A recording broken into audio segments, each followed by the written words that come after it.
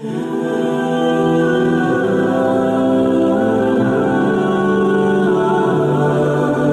آج اگر ہم اپنے گھر میں بیٹھ کے، اپنی مسجد میں بیٹھ کے حضور کی صورت میں انعام خداوندی کا شکریہ ادا کرتے ہیں تو اللہ کی رحمتوں سے بعید نہیں کہ اللہ فرشتوں سے کہے دیکھو صدیاں بیت گئیں، یہ آج بھی شکرانہ ادا کر رہے ہیں، اور یہ بات میری اور آپ کی بخشش کی ضمانت قرار پائے۔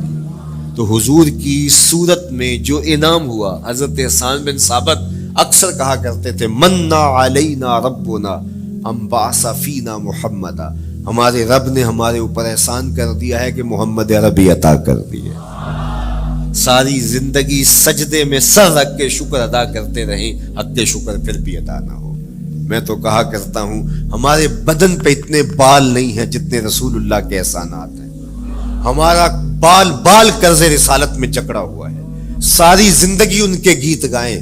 میں ایک رات کے میلاد کا صرف قائل نہیں ہوں کہ ایک رات میلاد کر لو اور پورا سال چھٹی، ساری زندگی حضور کا نام جپو، ساری زندگی حضور پہ درود پڑھو، لمحہ لمحہ حضور کے ذکر کا چراغاں کرو، صرف اپنے گھروں میں، اپنی چہار دیواریوں میں اور اپنے بازاروں میں جھنڈیاں ہی نہ لگاؤ بلکہ دل کے ایک ایک پرت پہ نام محمد کی جھنڈی لگاؤ، صرف منڈیروں پہ چراغاں ہی نہ کرو بلکہ دل کی اندھیر گلیوں میں بھی حضور کے نام کا چراغاں کرو، اندر بھی روشنی ہو باہر بھی روشنی ہو، حضور پہ درود پڑھو، حضور کا ذکر کرو، اپنے بچوں کو بٹھا کر کے حضور کے قصیدے سناؤ، حضور کی شانیں سناؤ، حضور کی سیرت بتاؤ انہیں، اپنے گھر کے ماحول کے اندر، اپنی مسجد میں، اپنی گلی میں، اپنے دوستوں میں حضور کا ذکر کرو۔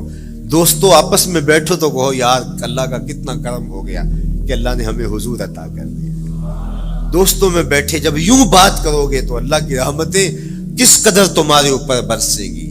اپنی عقیدتوں کا اظہار کرو، وہاں کمیت نہیں دیکھی جاتی، وہاں کیفیت دیکھی جاتی ہے، وہاں مقدار نہیں دیکھی جاتی، وہاں معیار دیکھا جاتا ہے۔ وہ چہرہ اور چہرے کا دل نہیں دیکھتے، وہ بندے کا دل دیکھتے ہیں، وہ دیکھتے ہیں کون کس خلوص کے ساتھ محبت لے کر کے آیا ہے، اور جس کی آنکھوں نے جمال محمد عربی دیکھا ہے وہ اپنے مقدر پہ ناز کیوں نہ کرے۔ تو کہا لوگوں آؤ اس وقت روئے زمین پہ میرے علاوہ کوئی نہیں جس نے حضور کو دیکھا ہو، آؤ مجھ سے حضور کی باتیں سنو۔ لوگ جمع ہو گئے اور کہا صف لنا رسول اللہ، تم نے حضور کو دیکھا ہے تو بتاؤ حضور کیسے تھے۔ تو حضرت ابو طفیل نے 3 لفظوں میں میرے حضور کا حلیہ بیان کیا، یاد کر لو۔ حضرت ابو طفیل نے کہا کان رسول اللہ صلی اللہ علیہ وسلم ابیض ملیحا مقصدا، ایک تو چٹے رنگ کے تھے، ایک تو حضور کا رنگ گورا تھا، دوسری بات ملیحا حضور کا حسن نمکین تھا، اور تیسرا مقصدا حضور متوازن تھے، نہ قد لمبا نہ قد پست، سوا صدر والبطن، سینہ اور پیٹ برابر، لیسا بالطویل الممغط ولا بالکثیر المتردد، نہ پست کے عجیب دکھائی دے نہ اتنے لمبے کے عجیب لگے بلکہ درمیانہ قد، لیکن اذا جامع القوم غامرہم، سن لو حضور کا قد تو درمیانہ تھا لیکن جب لوگوں کے درمیان چلتے حضور کے کندھے لوگوں کے سروں سے اونچے دکھائی دیتے۔ یہ اللہ نے شان دی اپنے محبوب، مکھ چند بدر شاہ شانی، متھے چمک دی لاٹ، کالی زلف تے اکھ مستانی،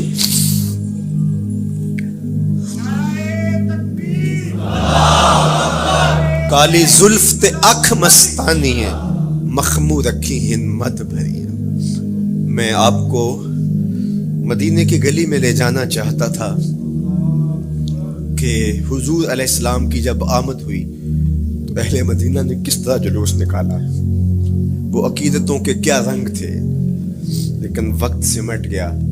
لیکن اتنا سن لو کہ جب حضور تشریف لائے تو جنوبی سمت سے حضور آئے تھے، جب انہوں نے دیکھا نا تو اچانک وداع کے پہاڑوں کی اوٹ سے حضور دکھائی دیے، تو سیاہ پہاڑ ہیں، تو ان سے جب حضور کا چمکتا ہوا چہرہ دکھا نا تو بے ساختہ انہوں نے کہا طلع البدر علینا، وہ دیکھو چاند چڑھ گیا ہے، طلع البدر علینا، وہ دیکھو چاند چڑھ گیا۔ یہ شاعری خود بخود ہوتی ہے، خود بخود ترتیب، ایک ہوتی ہے آورد، ایک ہوتی ہے آمد، یہ آمد ہے، طلع البدر، وہ دیکھو چاند چڑھ گیا، من ثنیات الوداع وجب الشکر علینا. مورخ اسلام فی جالندری نقشہ کہتے ہیں جنوبی سمت سے اٹھا ایک نوری غبار آخر. جنوبی سمت سے اٹھا ایک نوری غبار آخر. سواد شہر میں داخل ہوا ناکا سوار آخر. زباں پر اشرق البدر علینا کی صدائیں تھیں. دلوں میں ما دعا للہ دائی کی دعائیں تھیں. نبوت کی سواری جس طرف سے ہو کے جاتی تھی. درود و نعت کے نغمات کی آواز آتی تھی. کہیں معصوم ننھی بچیاں تھیں دف بجاتی تھی. رسول پاک کی جانب اشارے کر کے گاتی تھی اور کہتی کیا تھی؟ ہم ہیں بچیاں نجار کے عالی گھرانے کی. خوشی ہے آمنہ کے لال کے تشریف لانا. خوشی ہے آمنہ کے لال کے. عجیب رنگ بکھرے ہوئے تھے. حضور نے جب بچیوں کو دیکھا تو فرمایا تم مجھ سے محبت کرتی ہو؟ انہوں نے کہا ہم دل و جان سے آپ سے پیار کرتی ہیں. تو حضور نے فرمایا واللہ انا احبکن، اللہ کی قسم میں بھی تم سے پیار کرتا ہوں. میں بھی تم سے پیار کرتا ہوں. لوگ گھروں کو سجائے بیٹھے. ہلم الینا یا رسول اللہ الی العدد والعدۃ والمنع. حضور آ جاؤ نا، آ جاؤ. ہمارے پاس اسلحے بھی ہیں، کسی نے حملہ کیا توڑ کے رکھ دیں گے. ہمارے بڑے بڑے گھر ہیں، مہمان آئے سنبھال لیں گے. رک جاؤ نا ہمارے گھر. اب اتنے چاہنے والے ہوں تو کس کو پذیرائی دیں. حضور اونٹنی کی مہار گردن پہ ڈالتے ہیں تو مت خلو سبیلہا ناقتی معمورۃ من اللہ، اس کی راہیں چھوڑ دو، یہ اللہ کے حکم کی پابند ہے. کہتے ہیں لوگوں نے اونٹنی کو چارہ دکھانا شروع کر دیا کہ چلو اونٹنی بیٹھ جائے. اللہ اکبر. پانی ہڑا نو لوڑ کی راہ براندی. پہنچے آپ دریار سرکار یارا. یار جب محبت پیدا ہوتی ہے یار منانے کے ڈھنگ بھی سیکھ لیے جاتے ہیں. محبت بتا دیتی ہے محبوب کو کیسے منانا ہے. لیکن حضور فرماتے خلو سبیلہا ناقتی معمورۃ، راہیں چھوڑ دو، میری اونٹنی اللہ کے حکم کی پابند ہے. یہ سبز چاروں کے لالچ میں آنے والی نہیں ہے. چھوڑو چھوڑو اس کا راستہ. اللہ اکبر. جب بنو نجار کے محلے سے حضور گزرے، یہی بچیوں نے تالا البدر علینا پڑھا تھا اور یہی محلہ حضور کے ننیال کا محلہ تھا. انہوں نے جو لفظ کہے امام صالحی نے، اللہ ان کی قبر پہ کروڑوں رحمتیں نازل کر. سبل الہدا والرشاد میں نے کئی مرتبہ یہ مقام پڑھا ہے. باب الہجرہ مسلم شریف باقی کتب حدیث میں بھی ہے. لیکن امام صالحی نے بہت ساری حدیث جمع کی ہیں اور انہوں نے یہاں جو منظر بیان کیا ہے، انہوں نے جو لفظ کہے نا، جب حضور آئے بنو نجار کے محلے سے گزرنے لگے تو ذرا لفظوں کی چاشنی دیکھیے، ان لفظوں سے ٹپکتے شہد کو دیکھیے. تو انہوں نے آگے بڑھ کے حضور کو دعوت دی اور لفظ کیا کہے؟ ہلم الی اخوالک یا رسول اللہ الی العدد والعدۃ والمن. حضور ادھر تو رک جاؤ، یہ تو آپ کے ماموں کے گھر ہیں، یہ تو آپ کے ننیال کا محلہ ہے. لیکن حضور نے فرمایا کہ بس میری راہیں چھوڑ دو. پھر اونٹنی جا کے کہاں بیٹھی؟ نیویاں دا پرونا ہے میرا نبی. کوٹھیاں تے چڑھے ویکھدے رہ گئے. سہل اور سہیل دو یتیم بچے تھے اور ان کی خالی جگہ پڑی تھی. جا کے اونٹنی وہاں بیٹھ گئی. اٹھایا گیا پھر بیٹھ گئی. قریب ترین مکان حضرت ابو ایوب انصاری کا تھا. دوڑے آئے سامان اتارنے لگے. کہا حضور اونٹنی کو اب نہ اٹھاؤ، اب تو میرے وقت جاگ پڑے. پھر ان کی کیفیت کیا تھی؟ امروز شاہ شاہاں مہمان شو دستو مارا. روز شاہ شاہاں مہمان شو دستو مارا. جبریل با ملائک دربان شو دستو مارا. وہ کہتے ہیں آج شاہوں کا شاہ میرے گھر کا پرونا بن گیا ہے. یہ ابو ایوب انصاری کے جذبات ہیں. آج شاہوں کا شاہ، آج خسرو حسینہ ماہ نازنینہ، آج امام الانبیاء میرے گھر کا پرونا بنا ہے. کہاں میں کہاں نکتے گل، بادے صبا تیری مہربانی. کبھی اونٹنی کے پاؤں چوم رہے ہیں، تیرے وقت کہ تو میرے گھر تک لے آئی. تو کہا امروز شاہ شاہاں مہمان شو دستو مارا. آج شاہوں کا شاہ میرے گھر کا مہمان ہے. پھر آگے کیا کہتے ہیں؟ جبریل با ملائک درباں شو دستو مارا. لوگوں جبریل کو دیکھو، آج میرے گھر کا پہرا دے رہا ہے، آج میرے گھر کا چوکی دار بنا ہوا ہے، کیونکہ میرے گھر میں حضور ٹھہرے ہوئے. تو کیا حضور کی آمد کا جلوس تھا یار. صحابہ نے جو حضور کے آمد کا جلوس نکالا، ہم تو وہ رنگ پیش نہیں کر سکتے.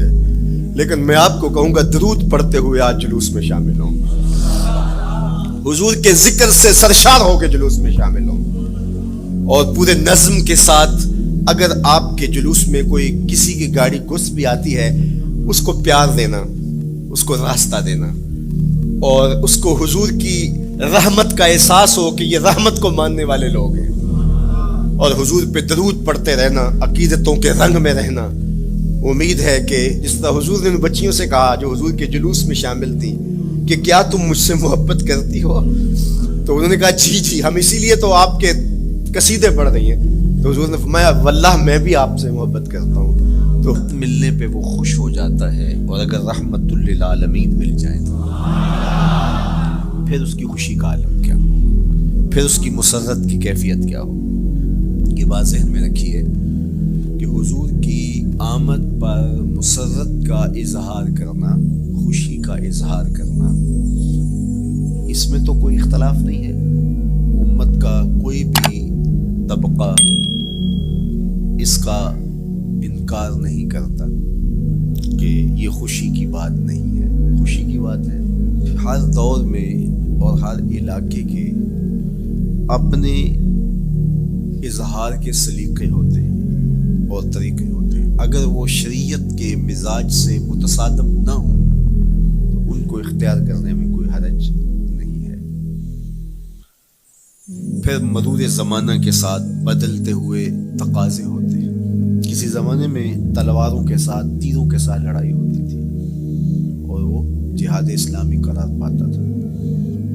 آج کی لڑائی میزائلوں کے ساتھ اور ٹینکوں کے ساتھ ہے، اور یہ بھی جہاد اسلامی قرار پاتا ہے۔ کوئی کہے کہ تیر و تفنگ کو چھوڑ کے، نیزہ و بالا کو چھوڑ کے، شمشیروں کو چھوڑ کے یہ میزائلوں پہ آ جانا، یہ ٹینکوں پہ اور یہ جدید آلات حرب پہ آ جانا، یہ دانش مندی نہیں ہے، یہ سنت سے انحراف ہے۔ تو میاں تو سنت کے مفہوم کو نہیں سمجھا۔ اس دور میں آلات حرب وہ تھے، بدلتے تقاضوں کے ساتھ آلات حرب یہ ہوئے، تو وہ بھی عین جہاد اسلامی تھا، یہ بھی عین جہاد اسلامی ہوگا۔ اسی طرح خوشی کے مختلف طریقے ہیں۔ کسی زمانے میں بالکل پرانے لوگ جانتے ہیں، جب کسی کے ہاں خوشی آتی تو وہ گڑ کی روڑیاں بانٹتا، یہ پرانا طریقہ۔ پھر اس کے بعد پتاشے بانٹنا شروع ہو گئے لوگ، پھر اس کے بعد وہ شکر پارے آ گئے، اس کے بعد پھر لڈو آ گئے، پھر موتی چور، اور پھر نہ جانے کیا کیا۔ لیکن روح ایک ہی ہے۔ جو گڑ بانٹنے سے مسرت کا اظہار تھا، وہی آج جدید جو ہمارے پاس مٹھائی کی اقسام ہیں ان کو بانٹنے سے بھی وہی مقصود ہے۔ کسی زمانے میں کسی کے ہاں بیٹا ہوتا تو وہ گھر کے دروازے پہ پتے باندھ دیا کرتے تھے۔ یہ اس دور کی جھنڈیاں تھیں، اظہار کے لیے کس گھر میں خوشی آئی ہے۔ تو آج کے دور میں تو ہمیں پتے باندھے ہوئے نہیں ملتے۔ آج گھروں کے اندر ولادت مبارک کے یا مختلف طرح کے غبارے لگا دیے جاتے ہیں یا جھنڈیاں لگا دی جاتی ہیں۔ تو مختلف بدلتے ہوئے ادوار میں وہ طریقے ضرور بدلے، لیکن جہاں تک مسرت کا اظہار ہے وہ روح بعین ہی ہر دور میں، ہر علاقے میں، ہر جو ہے وہ کلچر میں موجود ہے۔ کسی بھی خوشی پہ مسرت کا اظہار، مسرت اور سرور اور کیفیت کا اظہار، یہ انسانی زندگی ہے۔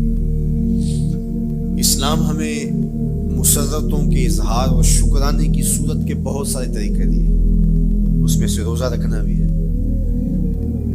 ان طریقوں میں سے ایک طریقہ نوافل ادا کر کے شکر کا اظہار کرنا بھی ہے۔ خیرات بانٹ کے لوگوں کو کھانا کھلا کے مسرت کا اظہار کرنا ہے، لوگوں کو لباس پہنا کے مسرت کا اظہار کرنا ہے۔ اور اسی طرح دعوت ہے، مختلف مواقع پہ مختلف چیزیں ہیں۔ پیر کے دن حضور علیہ السلام روزہ رکھتے تھے۔ پوچھا حضور آپ پیر کے دن روزہ کیوں رکھتے ہیں؟ قال فیہ ولدت، کہا اس دن میں پیدا ہوا تھا۔ تو اپنی ولادت کا حضور دن پیر روزہ رکھ کے اللہ کے شکرانے میں دن گزارتے تھے۔ وہ حضور علیہ السلام کی زندگی کا ایک ایک لمحہ رب کے تشکر میں بسر ہوتا ہے، لیکن حضور نے اس کی وجہ بیان کر دی کہ میں اس دن کا روزہ خاص طور پہ اس لیے رکھتا ہوں، فیہ ولدت، اس دن میری ولادت ہوئی تھی۔ اللہ اکبر۔ تو حضور کی ولادت اللہ کی بہت بڑی نعمت، اور اس پر شکرانہ خود میرے حضور نے ادا کیا ہے۔ علماء نے لکھا ہے کہ حضور کی ولادت کی خوشی یہ اللہ کی رضا کا سبب اور ذریعہ ہے۔ آپ نے سنا علماء سے کہ دین کا سب سے بڑا دشمن جس کا نام لے کے مذمت کی گئی وہ ابو لہب ہے۔ پورے قرآن میں کسی اور کافر کا ابو جہل کا نام بھی نہیں، عتبہ عتیبہ اور امیہ کا نام بھی نہیں ہے، لیکن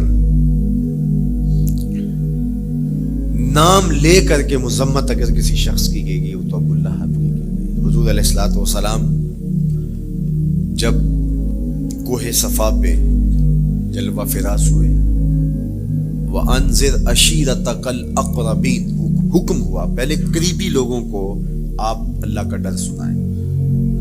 تو حضور علیہ السلام نے قریبی لوگوں میں محنت کی، تو قریش کو، صنادید قریش کو، بنو ہاشم کو بلایا اور بلا کہ حضور نے ایک بات کہی کوہ صفا پہ کہ اگر میں تمہیں کہوں اس پہاڑ کی دوسری جانب سے ایک لشکر آ رہا ہے جو تمہیں کچل دے گا تو کیا میری بات مان لو گے؟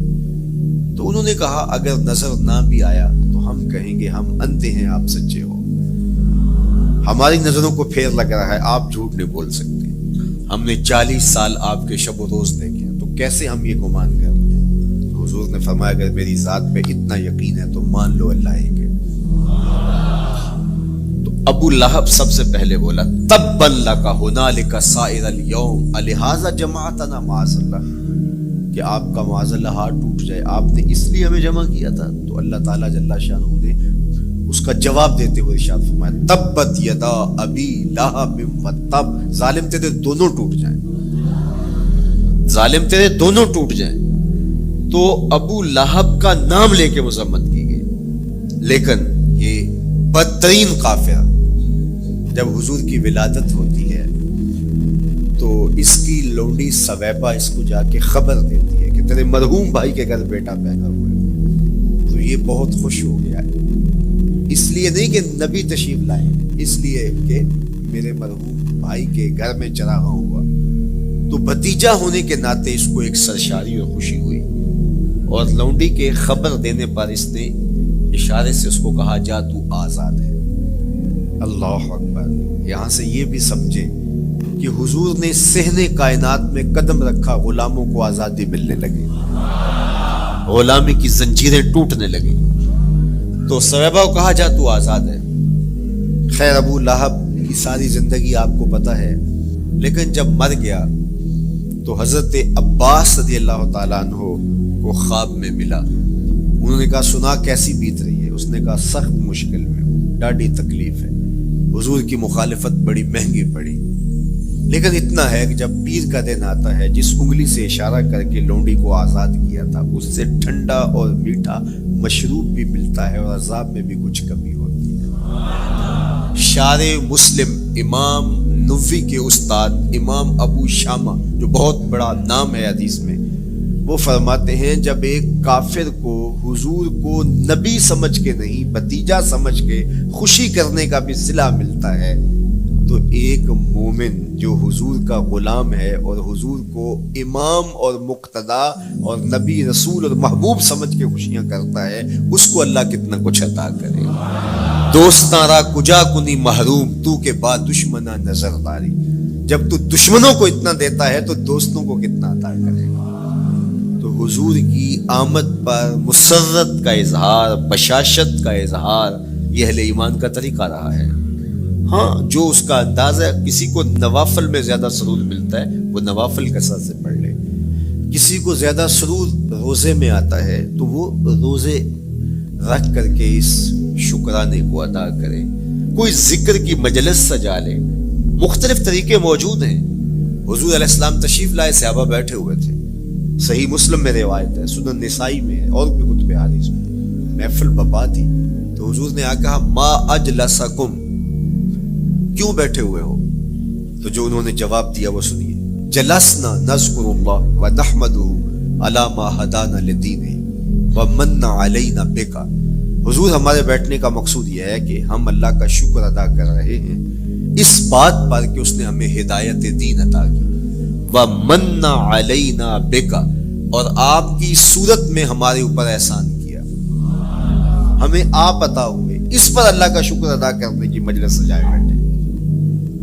अब बात तो सादा सी थी, लेकिन मेरे हुजूर ने उनसे कहा, क्या तुम इस बात पे कसम दे सकते हो कि इसीलिए बैठे हो? तो उन्होंने कहा, जी हम कसम देते हैं, हम इसीलिए बैठे। मैं उठाओ कसम। तो सहाबा ने बाकायदा कसम दी, हम कसम उठाते हैं, हमारे बैठने का मकसद ये है कि अल्लाह का शुक्र अदा कर रहे हैं और आपकी सूरत में जो इनाम खुदाबंदी मिला है उस पर अल्लाह ताला का शुक्रिया अदा कर रहे हैं। हुजूर ने बाकायदा उनसे कसम ली और उन्होंने बाकायदा कसम दी। अब सहाबा को हैरत तो थी कि ये मौका कसम का तो नहीं था, लेकिन हुजूर ने कसम ली है, क्यों? हैरत तो इस्तेजाब की कैफियत थी। हुजूर अलैहिस्सलाम ने फरमाया, सहाबा मैं तुमसे जो अभी कसम ली है ये किसी तोहमत की बुनियाद पर नहीं ली, यानी तुम्हारे कौल की सदाकत में मुझे कोई शक नहीं था कि मैंने कसम से तस्दीक की हो, बल्कि इसका सबब और था। बाज़ औक़ात कसम इसलिए की जाती है कि किसी मुतरद्दिद ज़हन को मुतमईन करना होता है, और बाज़ औक़ात कसम वाक़या की अहमियत को बढ़ाने के लिए की जाती है। कोई बंदा कह रहा है कि जनाब फलां साहिब आ रहे हैं, हमारे घर में मेहमान आ रहे हैं, तो घर के अच्छा कहता, हाँ कसम अल्लाह की, तो इसका ये मतलब नहीं कि उसके शक होता है, उसकी खुशी और उसकी मुसर्रत के इजहार को बढ़ाने के लिए वो कहता है कि हमारे घर के अंदर आज फलां आ रहा है, तो वो कहता अच्छा, कहता हाँ हाँ कसम अल्लाह की वो आ रहा है। तो ये मुतरद्दिद का शक दूर करने के लिए कसम नहीं है, ये बल्कि उसकी खुशी और सरशारी को पुख्ता करने के लिए है। तो अरबों में कसम मुख्तलिफ वजह से की जाती थी।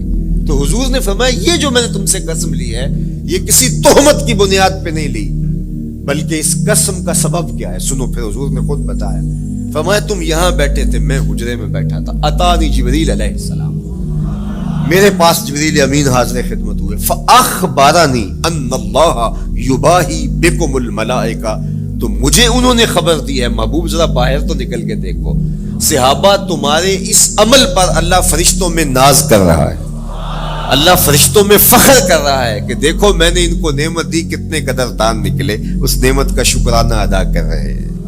और आज अगर हम अपने घर में बैठ के, अपनी मस्जिद में बैठ के हुजूर की सूरत में इनाम खुदाबंदी का शुक्रिया अदा करते हैं, तो अल्लाह की रहमतों से बाईद नहीं कि अल्लाह फरिश्तों से कहे देखो सदियां बीत गई, ये आज भी शुक्राना अदा कर रहे हैं, और ये बात मेरी और आपकी बख्शिश की जमानत करार पाए। तो हुजूर की सूरत में जो इनाम हुआ, हजरत हसन बिन साबित अक्सर कहा करते थे, मन्ना अलैना रब्बुना अम्बासा फीना मुहम्मदा, हमारे रब ने हमारे ऊपर एहसान कर दिया है कि मोहम्मद अरबी अता कर दिए। सारी जिंदगी सजदे में सर रख के शुक्र अदा करते रहे, हक शुक्र फिर भी अदा ना हो। मैं तो कहा करता हूँ हमारे बदन पे इतने बाल नहीं है जितने रसूलुल्लाह के एहसानात हैं। हमारा बाल बाल कर्ज़े रिसालत में जकड़ा हुआ है, सारी जिंदगी उनके गीत गाएं। मैं एक रात के मीलाद का सिर्फ कायल नहीं हूं कि एक रात मीलाद कर लो और पूरा साल छुट्टी, सारी जिंदगी हुजूर का नाम जपो, सारी जिंदगी हुजूर पे दरूद पढ़ो, लम्हा लम्हा हुजूर के जिक्र का चरागां करो। सिर्फ अपने घरों में, अपनी चहार दीवारियों में और अपने बाजारों में झंडियां ही ना लगाओ, बल्कि दिल के एक एक फर्द पे नाम मोहम्मद की झंडी लगाओ। सिर्फ मंडेरों पे चरागां ही ना करो, बल्कि दिल की अंधेर गलियों में भी हुजूर के नाम का चरागां करो। अंदर भी रोशनी हो, बाहर भी रोशनी हो, हुजूर पे दरूद पढ़ो, हुजूर का जिक्र करो। अपने बच्चों को बिठा करके हुजूर के कसीदे सुनाओ, हुजूर की शानें सुनाओ, हुजूर की सीरत बताओ उन्हें। अपने घर के माहौल के अंदर, अपनी मस्जिद में, अपनी गली में, अपने दोस्तों में हुजूर का जिक्र करो।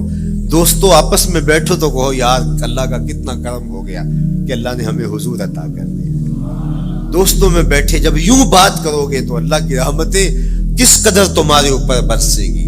अपनी अकीदतों का इजहार करो, वहां कमियत नहीं देखी जाती, वहां कैफियत देखी जाती है, वहां मिकदार नहीं देखी जाती, वहां मयार देखा जाता है। वो चेहरा और चेहरे का दिल नहीं देखते, वो बंदे का दिल देखते हैं।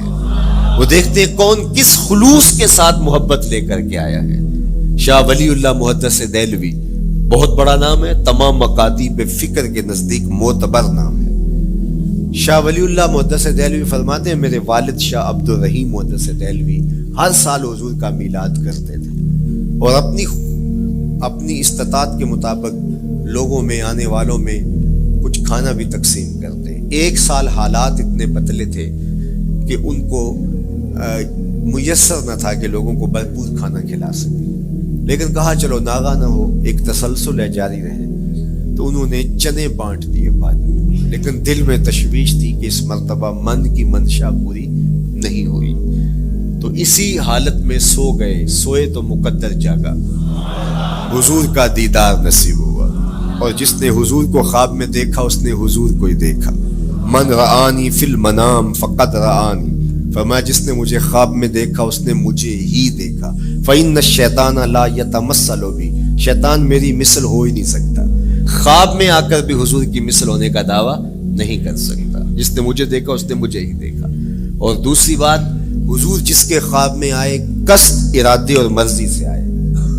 تیسری بات، حضور علیہ الصلوۃ والسلام نے خواب میں کسی کو کچھ عطا کیا تو وہ حقیقت میں عطا کیا۔ ویسے میں خواب میں کسی سے کچھ لیتا ہوں، آپ خواب میں کسی سے کچھ لیتے ہیں یا کسی کو کچھ دیتے ہیں تو وہ محض خواب ہوتا ہے۔ آپ نے کسی سے قرض لینا ہو تو وہ خواب میں آ کے ادا کر دیں، تو صبح اٹھ کے کھاتے سے نام کاٹ دیں گے؟ آپ کہیں گے خواب میں ادا کیا۔ بھوک میں تڑپتے سو گئے، رات عالی نصب ہوٹل سے کھانا کھاتے رہے، صبح بھوک محسوس کریں گے یا نہیں؟ خواب میں کھایا ہے نا۔ وہ کیا کسی نے کہا 100 بار میرے ہاتھوں میں تیرا دامن آیا، جب آنکھ کھلی تو اپنا ہی گرے پان تھا۔ کچھ نہیں ہوتا، خواب محض خواب ہوتا ہے۔ لیکن اگر حضور کسی کو خواب میں کچھ عطا کرے، امام بوصیری سے پوچھو، رات چادر ملتی ہے، صبح اٹھتے ہیں کندھوں پہ موجود ہوتی ہے۔ حضور عطا کرتے ہیں تو حقیقت میں عطا کرتے ہیں۔ امام سخاوی نے القول البدیع میں لکھا ہے، ایک شخص حضور کے روضے پہ کھڑا ہے اور کیا کہتا ہے؟ آنا ضیف ہوگا، میں آپ کا مہمان ہوں اور آپ کے ہوتے ہوئے کسی اور در پہ تو نہیں جانا۔ آقا جی میں تیرا ہو کے خیر منگاں در درتا، مریل کتا کیوں اخواواں ایڈے بختاں ورتا۔ جب میں تیری چوکھٹ پہ ہوں تو کسی اور سے کیوں مانگوں؟ اور میرے امام بولے کون دیتا ہے دینے کو منہ چاہیے، دینے والا ہے سچا ہمارا۔ کوئی جھولی میں چند ٹکڑے ڈال بھی دے تو ساری زندگی جتلائے گا۔ اللہ اکبر۔ عارف عبد المتین نے تو قلم توڑ دیا نا۔ اور جتنے بھی سہارے ہیں سبک کرتے ہیں، عزت نفس بڑھاتا ہے سہارا تیرا، ہر آسرا کمزور کرتا ہے لیکن نبی کا آسرا سر بلند کرتا ہے۔ کسی چودھری کا، خان وڈیرے کا مانگت سر اٹھا کے چل سکتے کہ میں فلاں کا مانگت ہوتا ہوں اور جس کو خیرات مدینے کی گلی سے ملی ہو؟ اسی لیے میرے امام نے مشورہ دیا، ٹھوکریں کھاتے پھرو گے ان کے در پہ پڑ رہو، قافلہ تو اے رضا اول گیا آخر گیا۔ وہ کھڑا ہی حضور کے روضے پہ کیا کہتا ہے؟ آنا ضیف ہوگا، میں آپ کا مہمان ہوں اور آپ کے ہوتے کسی اور در پہ جاؤں؟ اللہ اکبر۔ یہ کہتے کہتے آنکھ لگ گئی۔ حضور خواب میں تشریف لائے، دائیں ہاتھ میں روٹی تھی، عطا کرتے میں خود لے لے۔ کہتا میں نے خواب میں کھانا شروع کر دی، ابھی آدھی روٹی کھائی تھی، پوری روٹی نہیں کھائی تھی، آدھی روٹی کھائی تھی کہ میری آنکھ کھل گئی۔ جب آنکھ کھلی تو دوسرا آدھا ٹکڑا میرے ہاتھ میں موجود تھا۔ وہ دیتے ہیں تو حقیقت میں دیتے ہیں۔ تو شاہ ولی اللہ محدث دہلوی فرماتے ہیں کہ میرے والد شاہ عبد الرحیم محدث دہلوی نے خواب میں حضور کو دیکھا، اور چونکہ دن یہ عمل گزرا تھا اور کہ مہمانوں کو خاطر خواہ تواضع نہیں کر سکا تھا، تو حضور کے سامنے انواع اقسام کی چیزیں پڑی ہیں اور ان میں میرے والے چنے بھی موجود ہیں اور حضور ان کے ساتھ شفقت فرما رہے ہیں۔ تو یہاں معیار دیکھا جاتا ہے، مقدار نہیں دیکھی جاتی، یہاں کمیت نہیں دیکھی جاتی، کیفیت دیکھی جاتی ہے۔ یہاں چہرے اور چہرے کا دل نہیں دیکھا جاتا، یہاں آنے والے کا دل دیکھا جاتا۔ یار چہرہ تو چمکدار تھا، اسی لیے ابو لہب کہتے ہیں نا شعلے کی طرح چمکتا ہوا، لیکن جہنم کا ایندھن بنا، اور کالے رنگ والا، ہونٹ موٹے ہیں، لیکن کعبے کی چھت میں کھڑا اذان دے رہا ہے۔ اذان ازل سے تیرے عشق کا ترانہ بنی، نماز تو اس کی دید کا ایک بہانہ بنی، ادائے دید سراپا نیاز تھی تیری، کسی کو دیکھتے رہنا نماز تھی تیری۔ تو عقیدتوں کے رنگ اور محبتوں کے رنگ حضور علیہ السلام کے ساتھ جب کوئی پیش کرتا ہے تو رائے گانی جاتی۔ یہ وفاداروں کا در ہے، یہاں بے وفائی کا تصور ہی نہیں ہے. وہ ہاتھ پکڑتے ہیں تو پھر چھوڑتے نہیں ہیں. اس لیے ان سے محبت کا ربط قائم کیجیے. اپنی اولادوں کو حضور کا پیار سکھائیے. اپنے گھروں میں میلاد کیجیے. لازم نہیں ہے کسی عالم دین کو بلاؤ. آپ اپنے گھروں میں حضور علیہ السلام پر درود پڑھیے گا, بچوں کو بٹھائیے گا اور حضور کی سیرت کا کوئی واقعہ ان کو سنائیے گا. صحابہ اپنے بچوں کو بٹھا کر کے حضور کی سیرت بتایا کرتے تھے, حضور کا نقشہ بتایا کرتے تھے, حضور کے شمائل ذکر کیا کرتے تھے. اور کوئی صحابی ملتا تو تابعین جمع ہو جایا کرتے تھے اور اسے پوچھتے تھے اچھا بتاؤ حضور کی صورت کیسی تھی, زلفیں کیسی تھی. یہی میلاد ہے نا. میلاد میں حضور کے فضائل کا ذکر ہوتا ہے, شمائل کا ذکر ہوتا ہے, خصائل کا ذکر ہوتا ہے. اور موسم حج کا ہے. ایک اونچے ٹیلے پہ حضرت سیدنا ابو طفیل چڑھ گئے. یہ آخری صحابیاں ہیں, اس کے بعد کوئی صحابی نہیں. آخر میں سب سے آخر میں فوت ہوئے 110 ہجری میں. حضور کے وصال کے 100 سال بعد تک زندہ رہے. اونچے ٹیلے پہ چڑھ گئے اور لوگوں کو کہا لوگوں آؤ, اس وقت روئے زمین پہ میرے علاوہ کوئی نہیں جس نے حضور کو دیکھا. بس انہی آنکھوں نے حضور کو دیکھا ہے. کیا ناز ہے. میرے ایک استاد ہوتے تھے سر محمد علی حاشر, اللہ ان کی قبر پہ رحمت نازل کرے. تو وہ بڑے بڑے مشاہیر اہل سخن سے ملے تھے تو وہ بات کرتے تھے. میں مولانا ظفر علی خان کا مصاحب رہا ہوں, میں نے اقبال کو دیکھا ہے. داغ دہلوی نے اپنے شاگردوں سے کہا تھا آنے والی صدیاں تم پہ ناز کریں گی. اے لوگو تم نے داغ کو دیکھا, تم نے داغ سے باتیں کی ہیں. یار جس نے داغ دہلوی کو دیکھا ہے وہ تو ناز کریں, جس نے اقبال کو دیکھا ہے وہ تو فخر کریں, جو مشاہیر اہل سخن کے پاس بیٹھتا رہا ہے وہ تو فخر کریں, اور جس کی آنکھوں نے جمال محمد عربی دیکھا ہے وہ اپنے مقدر پہ ناز کیوں نہ کریں. تو کہا لوگوں آؤ, اس وقت روئے زمین پہ میرے علاوہ کوئی نہیں جس نے حضور کو دیکھا ہو. آؤ مجھ سے حضور کی باتیں سنو. لوگ جمع ہو گئے اور کہا صف لنا رسول اللہ, تم نے حضور کو دیکھا ہے تو بتاؤ حضور کیسے تھے. تو حضرت ابو طفیل نے 3 لفظوں میں حضور کا حلیہ بیان کیا, یاد کر لو. حضرت ابو طفیل نے کہا کان رسول اللہ صلی اللہ علیہ وسلم ابیض ملیحا مقصدا. ایک تو چٹے رنگ کے تھے, ایک تو حضور کا رنگ گورا تھا. دوسری بات ملیحا, حضور کا حسن نمکین تھا. اور تیسرا مقصدا, حضور متوازن تھے, نہ قد لمبا نہ قد پست, سوا صدر والبطن, سینہ اور پیٹ برابر. لیسا بالطویل الممغط ولا بالکثیر المتردد, نہ پست کے عجیب دکھائی دے نہ اتنے لمبے کے عجیب لگے بلکہ درمیانہ قد. لیکن اذا جامع القوم غامرہم, سن لو حضور کا قد تو درمیانہ تھا لیکن جب لوگوں کے درمیان چلتے حضور کے کندھے لوگوں کے سروں سے اونچے دکھائی دیتے. یہ اللہ نے شان دیا. مکھ چند بدر شاہ شانی, متھے چمک دی لاٹ, کالی زلف تے اکھ مستانی.